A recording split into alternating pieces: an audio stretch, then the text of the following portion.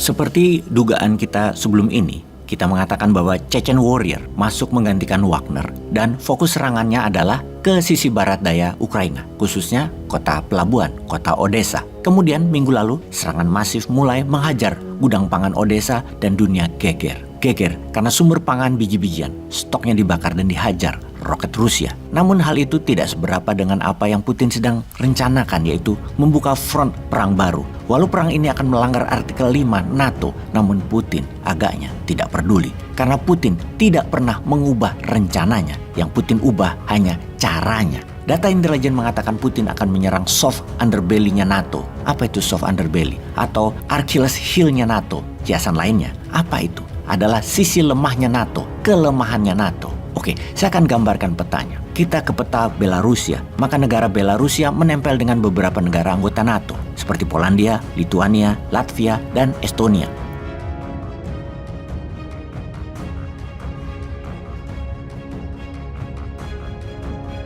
Kita memfokuskan ke sebuah wilayah antara Polandia dan Lituania. Ada wilayah milik Rusia bernama Kaliningrad.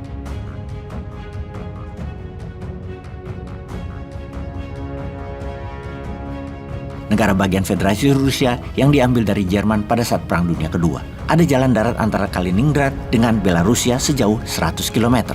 Land bridge atau jalan setapak itu memiliki nama. Namanya adalah Suwalki Gaps.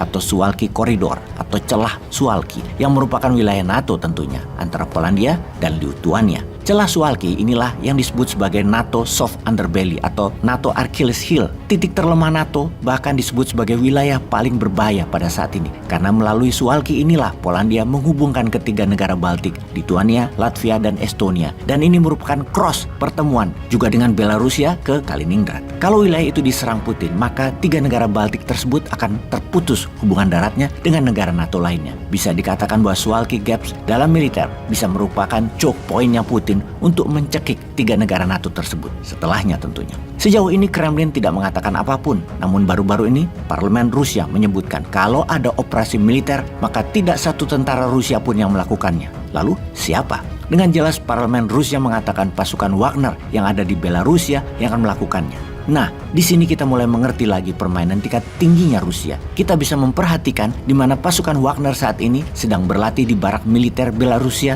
dan merekrut pasukan baru. Kalau melihat persiapan Wagner diperkirakan hanya dalam 24 jam, Suwalki Gaps akan terambil oleh Rusia. Pertanyaannya, akankah Putin memberikan perintah itu segera? Suwalki ada di wilayah NATO. Melakukan penyerangan ke salah satu anggota NATO akan melanggar artikel 5 yang menyatakan serangan ke salah satu wilayah atau anggota NATO artinya melakukan perang dengan seluruh anggota NATO yang saat ini berjumlah 31 negara. Kalau hal itu dilakukan artinya secara official Rusia akan berperang dengan NATO. Apakah Putin berani mengambil resiko berperang dengan NATO secara resmi? Kita hitung sebentar kekuatan Rusia di Kaliningrad. Ada 15.000 tentara Rusia di Kaliningrad. Ada pangkalan peluru kendali nuklir. Ada angkatan laut Rusia, armada laut Baltik. Di sisi Belarusia ada 20.000-an tentara Wagner atau War Dog ada di sana. Land bridge attack atau serangan mengambil jalan utama pernah Wagner lakukan sewaktu mengambil Crimea di tahun 2014 yang menghubungkan Crimea dengan wilayah Rusia. Jadi dapat dipastikan mengambil Suwalki Gaps bukan hal yang sulit dilakukan oleh Wagner. Di sisi lain, perang resmi dengan NATO adalah risiko besar bagi Rusia sehingga secara logika Putin tidak akan melakukannya. Sekali lagi, dilihat secara logika. Di mana di saat yang sama, dua airstrike atau serangan udara dengan menggunakan roket Rusia menyerang gudang pangan biji-bijian di Odessa. Rusia dengan resmi mengatakan serangan itu adalah revenge strike atau serangan balas dendam, membalas serangan di jembatan Crimea beberapa saat yang lalu. Bersama dengan itu, Rusia menutup pelabuhan Laut Hitam Black Sea yang membuat kapal niaga tidak boleh lagi berlabuh dan angkat jangkar dari pelabuhan Ukraina untuk menjual biji-bijian atau grain, di mana Ukraina merupakan penghasil grain 15% dunia dari 30% sebelum perang untuk komoditas tertentu, bahkan bagi sunflower seed merupakan 50% produk dunia. Mengapa Rusia menutup transaksi yang melalui Laut Hitam? Karena Rusia mengatakan Ukraina melanggar perjanjian yang harusnya transaksi tersebut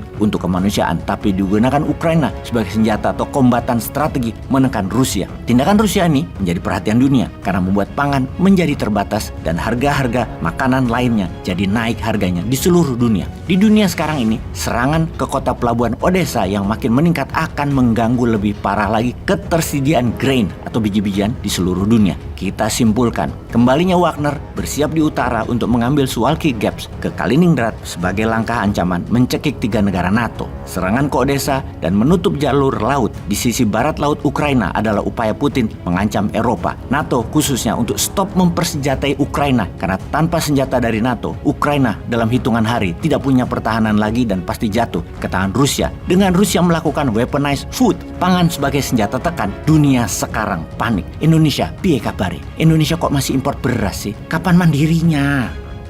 Peace.